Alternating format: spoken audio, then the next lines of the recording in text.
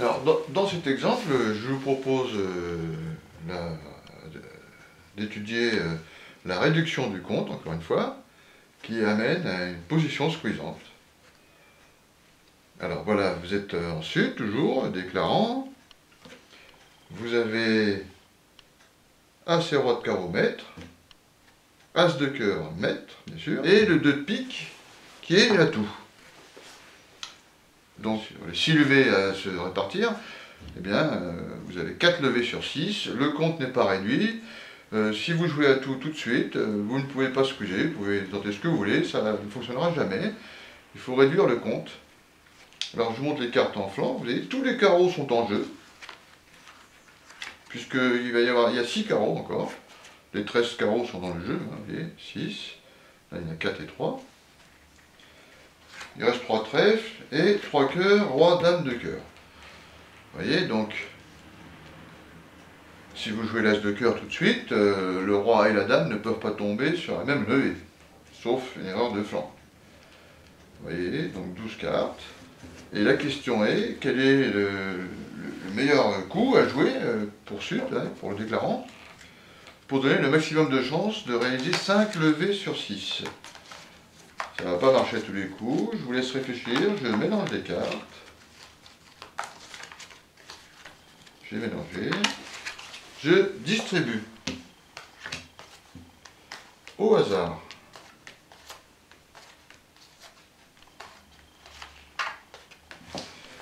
Eh bien, la réponse est petit carreau à blanc. Un coup à blanc.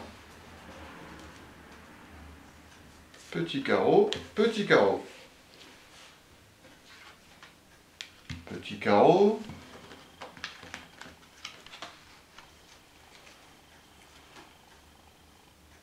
Petit carreau à blanc. Une levée pour le flanc. Une levée donc. Celui-là, ce joueur a pris la main et il peut décider de, eh bien par exemple, de s'attaquer à la menace du valet de cœur en jouant cœur. C'est un coup intéressant pour le flanc. Petit cœur. Celui-là va mettre le roi ou la dame, c'est sûr. Le roi de cœur. L'as de cœur. Voilà, le déclarant a fait une levée. Étudiant. Eh bien, le compte est réduit dans cette position parce que vous avez 3 levées sûres sur 4. Le valet de cœur agit comme une menace isolée sur un seul flanc et il est à côté de la squeezante, vous voyez. Il n'est pas en face, on n'a pas besoin du retour. La menace, l'autre menace, elle est dans l'autre main, la menace communicante, qui est gardée par celui qui a 4 carreaux au départ, forcément gardé. Ben, si c'est le même joueur, eh bien, qui garde à la fois les carreaux et les cœurs, ben, il sera squeezé. Si les carreaux sont au départ répartis 3 et 3, eh bien, on gagne sur une répartition des carreaux naturelle sans s'occuper du squeeze. On joue le roi de carreau.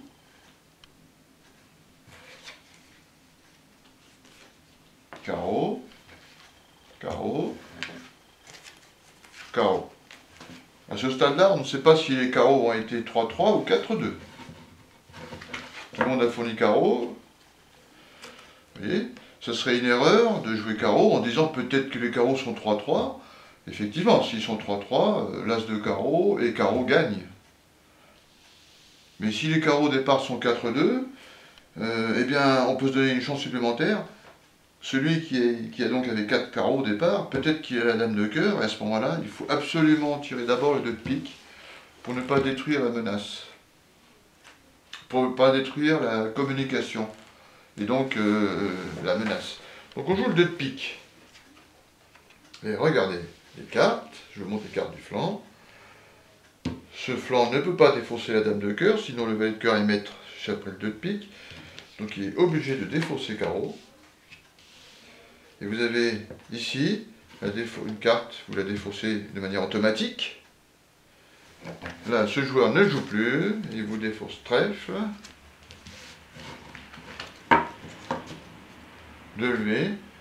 Le valet de cœur n'étant pas maître, vous jouez carreau.